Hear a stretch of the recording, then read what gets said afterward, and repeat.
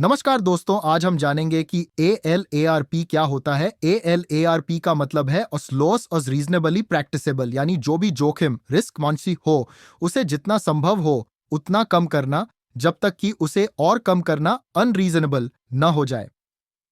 Next देखते हैं अलाप concept समझने के लिए 3 की पॉइंट्स। वंस रिस्क को मिनिमाइज करना। किसी भी कार्य, वर्क या प्रक्रिया प्रोसेस में जोखिम हैजर्ड को पूरी तरह से खत्म करना मुश्किल हो सकता है, लेकिन हम इसे कम से कम स्तर तक ला सकते हैं। 2. Reasonably practicable.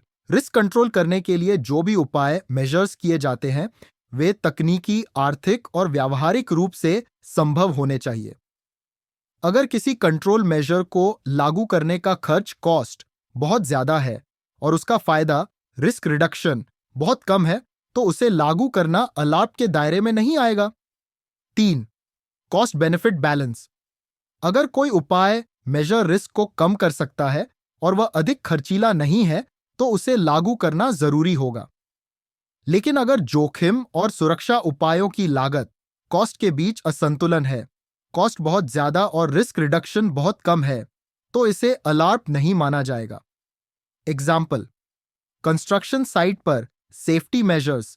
अगर किसी ऊंची जगह हाइट पर काम किया जा रहा है, तो फॉल प्रोटेक्शन के लिए सेफ्टी हार्नेस और गार्ड रेल्स लगाना एलार्प के अनुसार जरूरी होगा।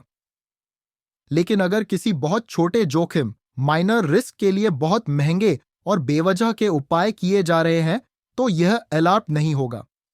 गाइस, आप इस सब्जेक्ट पर डिटेल कोर्स हमारी वेबसाइट से बाय कर सकते हैं। धन्यवाद।